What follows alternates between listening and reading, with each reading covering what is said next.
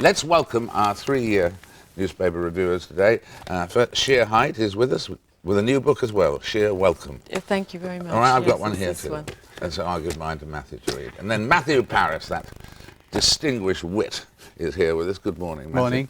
And just starting this session with Phil Hall, who's the editor of the News of the World, who broke this story. How did you find out about it? It was brought to us about 3 or 4 weeks ago. Ted Francis came directly to the News of the World. He came through an agent, to be honest, and he told us this story. We said, it's obviously interesting, but you're going to have to prove it. So we asked him to speak to Mr. Archer on the telephone. We taped the conversations, and Archer willingly confirmed the story. Willingly confirmed the story on the telephone? To Ted Francis, yeah. I mean, they had 3 telephone conversations over 2 or 3 weeks. And during those conversations... Which were recorded, were they? Which were recorded, yes. And did he come with a price in mind? He did come with a price in mind. He said he wanted to be compensated for working with us for 4 weeks, and he wanted a similar sum of £5,000 donated to a charity that he's connected with.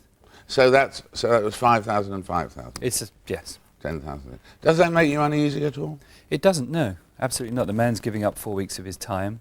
I think what's important to me is whether the story is accurate or not. I think the money is irrelevant. Did you, in fact, I don't know if it's irrelevant, but did you, in fact, according to one account here, Phil, you actually went and told Lord Archer about this? I did. I know. That must have been an extraordinary meeting. Yes, it was extraordinary. It was hard because I know Lord Archer. He's been a sort of a social friend in some ways, and I've met him, and it wasn't easy to go and do that. But I told him about it on Friday morning, and we explained the whole situation to him.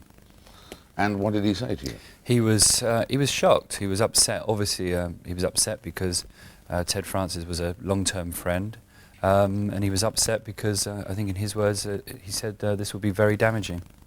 And did he comment on?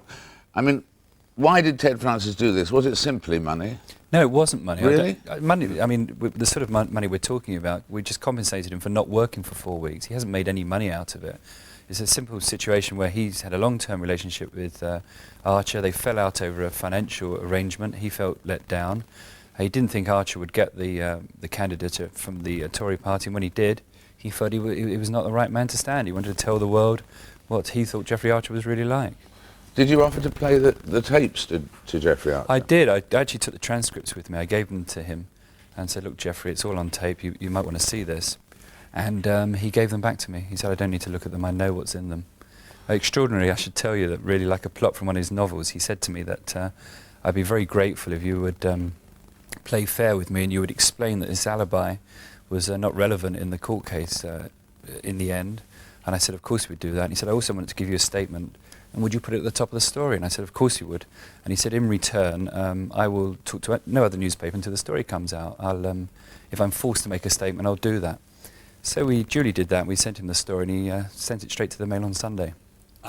So that's how the Mail on Sunday appeared to have. So the Mail on Sunday have our copyright story, which is, you know, good journalism. Allegedly, well, it's one of those words. Good journalism from their point of view, I think. But it just shows Mr. Archer for what he is, really. I thought we were being completely straight with him, and unfortunately, he wasn't straight back. But thank you very much. Matthew, what do you make of that? Well, I just wanted to ask Phil. The News of the World editorial this morning starts. It gives us no joy today to see the downfall of Lord Archer. Tell us about your sadness, Phil. There's not an element of sarcasm there, is there, Matthew? I think my sadness, I have to declare an interest here. I'm an editor of a newspaper, and Jeffrey Archer is great for newspapers. He's entertaining, he's irreverent, he's naughty, he's always in trouble. So I think I have to declare an interest and say, from a journalistic point of view, it's very sad. But I think it's also, I think we've been looking forward to a fair fight in the race for London Mayor, and I think this really has sort of put it into the elements of farce, really, and it's a shame because it's a very important role. The news has suddenly become interesting, the political news. It's just wonderful. It's pantomime. Politicians on the stage bumping into each other. There's Ken, there's Tony, Cherie's pregnant, 2 politicians slugging it out in the High Court. Suddenly, we'd been through a depressingly high-minded period That's of the news. first time I've ever heard Mohammed Al-Fayed called a politician. Well, you're right, he's not. Spiritual leader, yes, but politician. But hooray for the pantomime. Yeah, absolutely. Shere, what did you find in our papers today? Well, just to say a note about Mr. Archer, I mean, of course it has overtones of the Clinton situation that happened last year.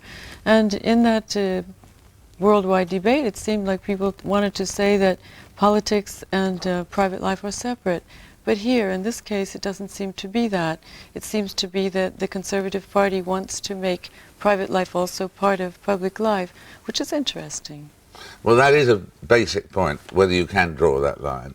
I mean, the answer is it would be ideal if you could draw a line between private life and politics, but it won't happen, will it, Matthew? Well, I think the problem with Lord Archer is the original story, which you may be right, should never have been interesting in the first place, is now relegated, and the question is whether he tried to get somebody to perjure themselves in order to get himself out of the embarrassment. And that is odd. I'm particularly struck this morning by a piece by Michael Crick in the Mail on Sunday.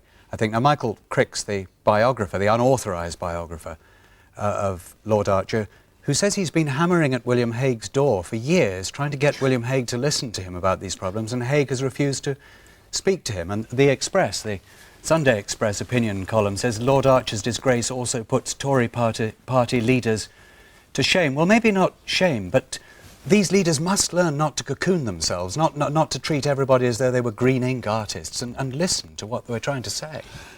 Well, at the same time, William Hague, regretting no doubt not putting this thing before the Ethics Committee months ago, but trying to catch up for lost ground there with a very uncompromising statement. There's none of that usual, we thank you so much for your many years and realise that you've got to spend more time with your family. You know, he just says, you let us down. He certainly dealt with his Archer problem with more dispatch than Blair seems to have dealt with his Livingston problem.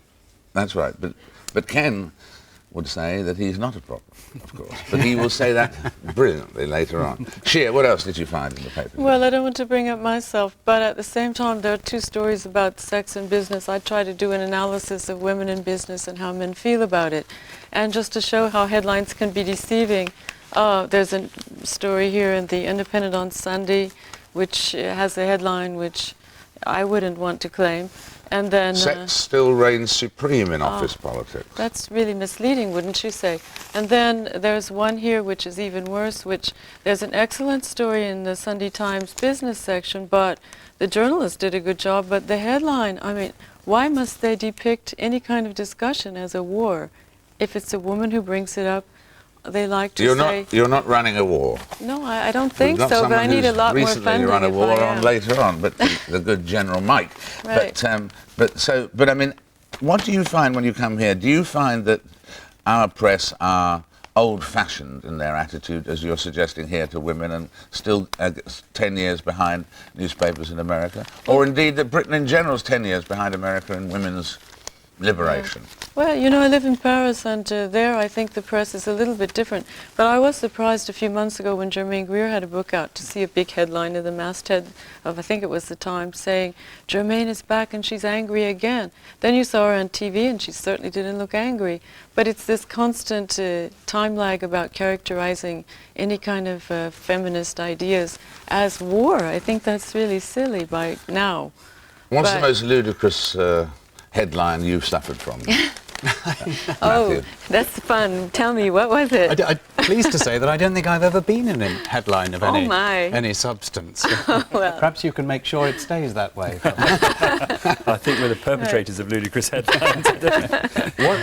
What else did you find in the papers today, Phil? I mean, everybody else found you, so what did you find? David, I love this story actually. It's in the News of the World, but it's also in the Sunday Times about the fact that Gordon Brown may well be moving out of number 10. Of course, he's been moved to number 10 because the Blairs are living in number 11, where there's a bigger apartment. And it's a wonderful story about how Gordon Brown is being asked to move out of his small apartment at number 10 to make more room for the Blairs' new baby. And this sort of image of Brown packing his bags and nappies coming in. Is there space at number 12? Is there space at number 12 for Gordon? I don't know about it. No, it's all filing cabinets, isn't it, over at number 12? The chief whip and all that. I think he has a home to go to, David. I know, but poor Gordon, eat your heart out, Gordon Brown. I mean, he can't be, well, he could be a father, but he isn't going to be a father. And eat your heart out, William Hague, eat your heart out, all of them. This Shere Hite What an opportunity, isn't it? Yes, what an absolutely opportunity. Fantastic. Yeah, amazing headlines I mean, today. the news programmes last night on the conference from Florence didn't even mention the subject of the conference. It was all about Shere Hite. It's a fantastic opportunity. Yes. Those headlines were the big headlines too this week. Well, thank you all. Good luck with the book. Thank you very much. And I hope you find the British headlines improving in standards. Thank you. Great to have you with us, Shere Hite there. Now, what sort of weather can we expect today? With us in the weather studio is Sarah Wilmshurst.